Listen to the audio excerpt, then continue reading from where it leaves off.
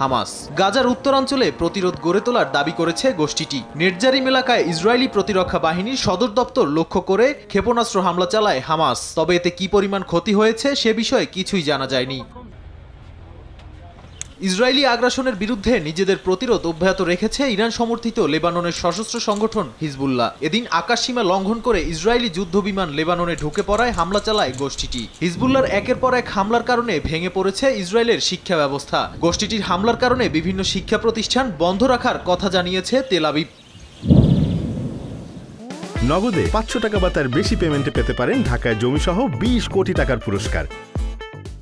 অন্যদিকে ফিলিস্তিনের প্রতি সংহতি জানিয়ে আবারও আরব ও লোহিত সাগরে ইসরায়েল সংশ্লিষ্ট 3টি জাহাজে হামলার দাবি করেছে ইয়েমেনের সশস্ত্র গোষ্ঠী হাউথি। ইরাকের ইসলামিক প্রতিরোধ বাহিনীর সঙ্গে যৌথভাবে এই অভিযান চালানো হয় বলে জানান হাউথি মুখপাত্র। এর পাল্টা জবাবে ইয়েমেনের পশ্চিমাঞ্চলীয় হোদেইদা প্রদেশে বিমান হামলা চালিয়েছে যুক্তরাষ্ট্র ও ব্রিটেন।